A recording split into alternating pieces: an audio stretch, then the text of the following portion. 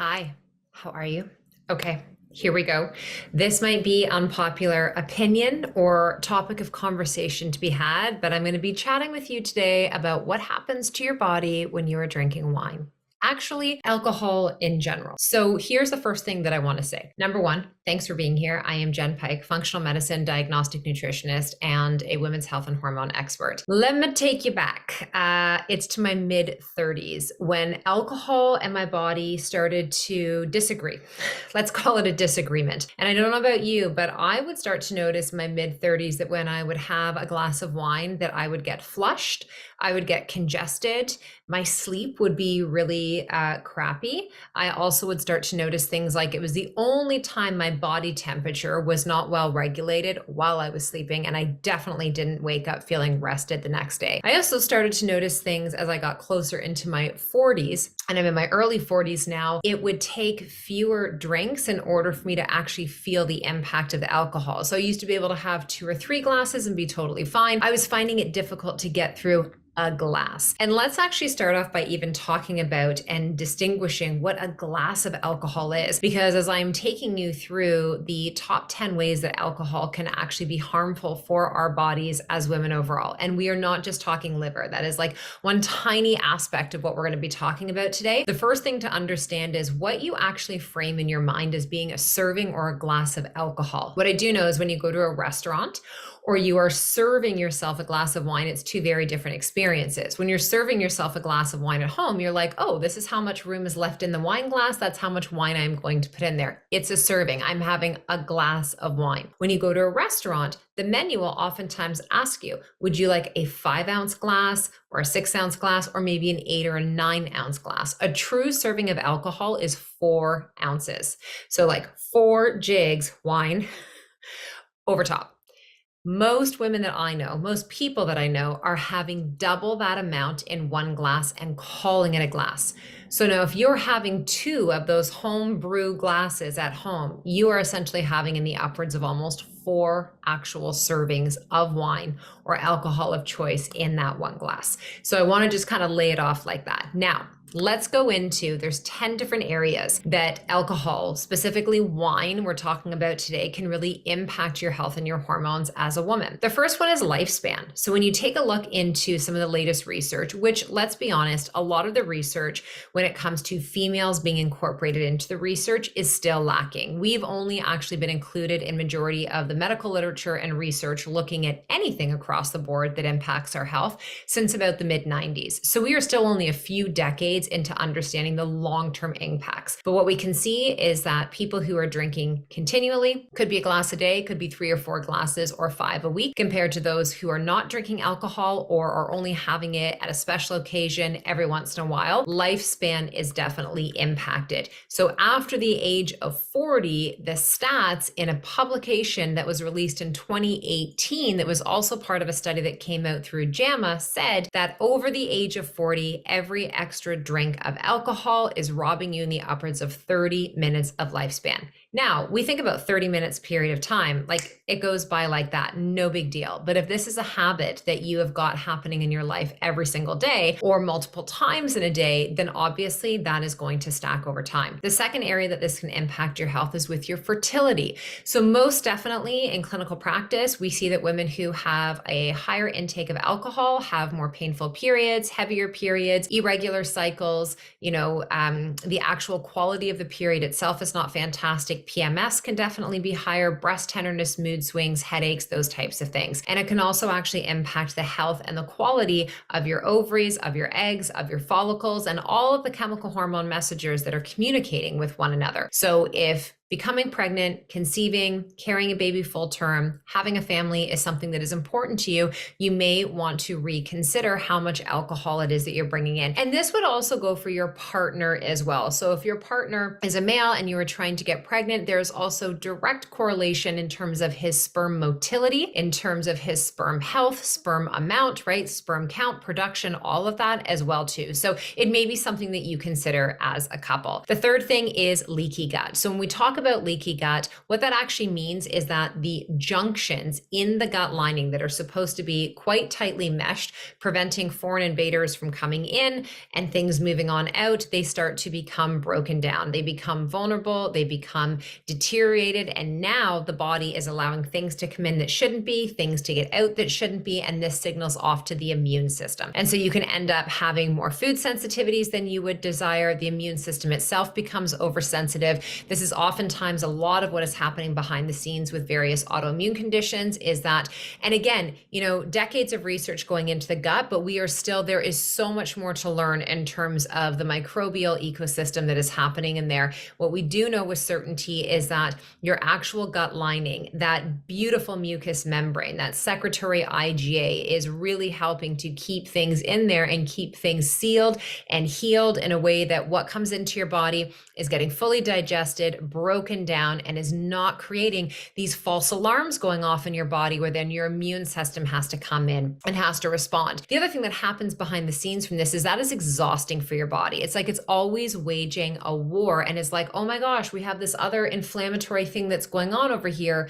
which takes away from recovery, from cell repair, from your health, your energy, your body as a whole. Number 4 is endometriosis. So endometriosis, there is an increased risk in endometriosis among people who are drinking alcohol on the regular compared to non-drinkers. Now, there are also some possible genetic connections to this. There is definitely gut connections to this. There are a lot of really incredible educators and clinicians who specialize in endometrial health and endometrial changes that are actually saying that this is something we need to be looking more at in terms of an autoimmune origin. Endometrial changes can happen in the body in the lining of the uterus, and when endometriosis is something that is going on, not only do these changes happen in the uterus and cause very painful periods, like excruciating periods, heavy periods, and a lot of other symptoms and issues as well, but they can grow out into the bladder and into the bowels. And it can become a systemic issue for women. And, you probably know women in your life who have had to have different types of surgeries for this, or maybe even had to have gone the route of a hysterectomy. We also know that the outcome for women who choose to abstain from alcohol or definitely aren't having it as part of their regular lifestyle is much more successful than those who continue to have alcohol on a regular basis. And I just also want to take a moment here to acknowledge and say, I am not talking about this with any level of shame or judgment or anything. I am also not sitting here telling you that I don't ever have alcohol. I am very aware and cognizant of choosing when and if I am going to have anything. It is not part of my regular lifestyle and my regular habits, for more than a couple of reasons that I'll share as we go on. Now, number 5 is fibroids. So fibroids, again, studies also show that there is an increased risk of fibroids. I think one of the reasons that this is because we know that an increased intake of alcohol, and there have been actual studies to show this even in wine specifically, is that you are increasing your 2 forms of estrogen, right? We have more than 2 forms, but the 2 specifically being impacted are E1, which is estrone, which especially when we go into perimenopause and menopause, and we're no longer ovulating and the ovarian production of estradiol, E2, is decreasing, your adipose tissue, your fat cells, the liver, your adrenals, and other visceral organs are responsible for your estrogen production. The more alcohol we consume, the higher it pumps estrogen in our body. And so that can increase your risk of fibrocystic breast changes, very tender breast. If you've ever had breast tenderness, it is so uncomfortable. Increase your risk of uterine fibroids as well too. And there are also studies that show it can increase the risk of cyst formation and polyps. Now, the other thing to think about is our liver health. And like I said, usually when you talk to people about alcohol, they're like, oh, okay, I know it's not good for my liver. But do you understand why? This isn't just about the impact that it has on this beautiful filtering and detoxifying organ for alcohol. It's that there's over 500 daily jobs that your liver has for your body. And as women, one of the main ones is this is first pass. The liver and the gut are in a deep relationship to help to remove excess toxicants and excess estrogen. When your body produces estrogen, makes the hormone, uses the hormone, then tags the hormone, and now needs to get it on it out of the body and excrete it mainly via your poop, because your body is going to continue to produce those hormones. And once we've used the hormone, the body has to break it down into something water soluble and then be able to pack it up, neutralize it, and bind to it to get it on out. The liver plays a massive role in this. So when we're talking about decreasing alcohol consumption and doing things to support your liver, like staying hydrated, getting in bitters, eating a wide variety of healthy whole foods into your diet, possibly even taking something supplementally or tincture wise to support that, dry brushing, making sure that your elimination pathways and your lymph are being supported. This is why. We can talk about things like cirrhosis and, alcoholic fatty liver disease, but what I'm seeing in practice more and more is non-alcoholic fatty liver disease. So you don't have to be an alcoholic or be drinking 7 days a week, a couple of times a week, teamed up with, poor blood glucose regulation and issues with your insulin, triglycerides all over the place. That is enough that poor liver is just like, it's too much for it to manage. And you end up having an upward and a downward stream effect in terms of your health overall. Now, the second area is the health of our breast. I talked about this when I was talking about what happens when we have this higher level of estrogen.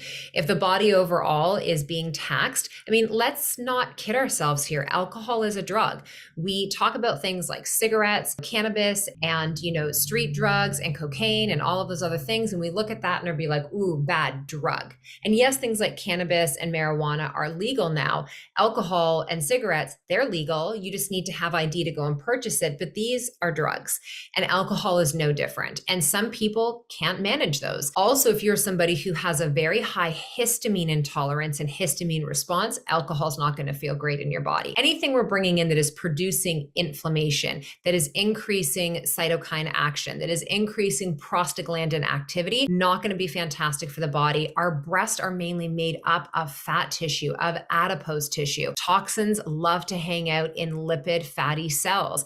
Estrogen and estrone being produced in a lot of those fatty cells. So if you're noticing that when you drink, your breast size actually goes up, that you're tender for the next few days, this is something to really think about. Breast cancer, it used to be 1 in 10. It is 1 in 9 women that will be diagnosed with breast cancer. And there are many different types of breast cancer. I have had girlfriends who have been diagnosed, their mothers that have been diagnosed. I have supported more women than I could ever actually count in our practice, either being diagnosed with different forms of breast cancer or in the recovery phase of it. So it is something truly to think about in terms of your breast health. Now, the next one is brain atrophy and dementia.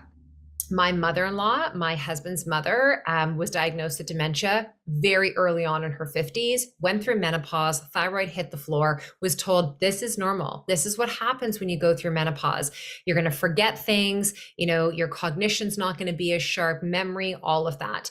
My mother-in-law was moved into a home a few years ago with full-blown Alzheimer's, 17 years after this diagnosis that just got brushed to the wayside. What was part of her regular daily activities? Having a glass of wine to unwind. I want you to really think again about the totality of this. Our brain actually atrophies the more alcohol that we have. So I know that when someone is actually drunk, they're intoxicated, that the brain swells. And this is actually what skews our ability to talk without slurring, our ability to have balance, to be able to form sentences, to stay awake and to stay sharp. You don't have to be drunk in order for that to happen. And in fact, the more regularly that you are drinking alcohol, the greater the impact of brain atrophy. This is obviously going to increase your risk of things like dementia, but also connect back to what dementia is as well. Unstable insulin levels, unsupported glucose levels, issues going on in other areas of the body. And just because somebody in your family had dementia, it doesn't mean that that is 100% for you. We ran genetic testing on my husband. He actually doesn't carry the genetic coding in his family, even though his mother and grandmother on his father's side had it. Both of them were regular alcohol drinkers and consumers, amongst other unhealthy lifestyle habits.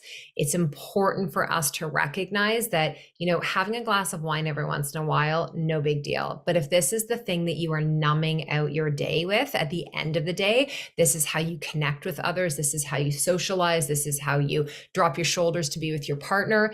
That is something to think about. The number 9 reason that I wanted to share this was it increases our risk of stroke as women.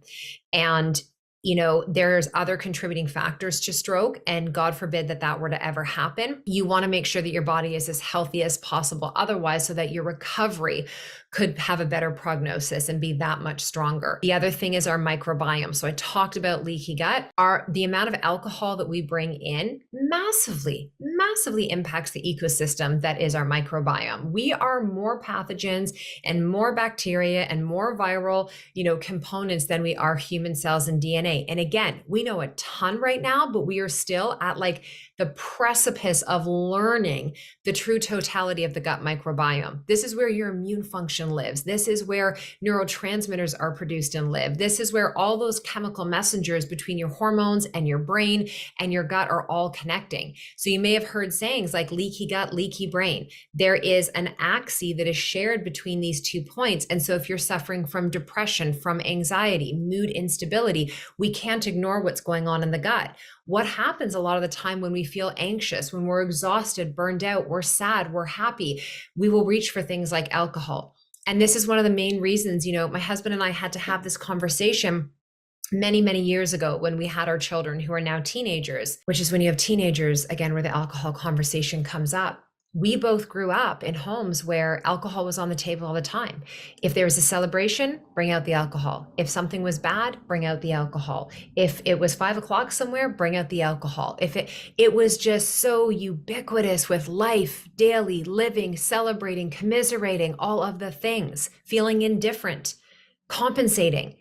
And when we had kids, it was a very conscious decision. We don't want our kids growing up with a glass of wine on the table every single night. It is something to just pull back and think about, what that relationship with alcohol is. And I had to really ask myself, why do I go for it? I don't feel good when I have it. And part of it was like, oh, I just love like the feeling. And I love a really good glass of wine. Like I do enjoy that. And I will let myself have it every now and again, but I do not sleep good that night. I get a hot flush. No other time in my life does that happen. It dysregulates my appetite the next day. I can feel myself being dehydrated. And so I know all of these things. And over the years, as time has gone on, all I actually need, I've realized, is just a wine glass with something in it. It doesn't have to be alcohol. It can be a kombucha. It can be, a soda with citrus. It can just be water. And so I really realized that I do not have to have the libation in order to liberate myself, to have fun and to drop my shoulders. But it took me years, and I acknowledge that. So I hope you've enjoyed this. If you want to stay tuned for more episodes coming up, make sure to hit subscribe. If you need support with any of the hormonal things that I talked about, lifestyle pieces, please head over to jennpike.com. Check out our women's wellness clinic as well as the Hormone Project. Thanks so much for joining me, and I will see you back here next time.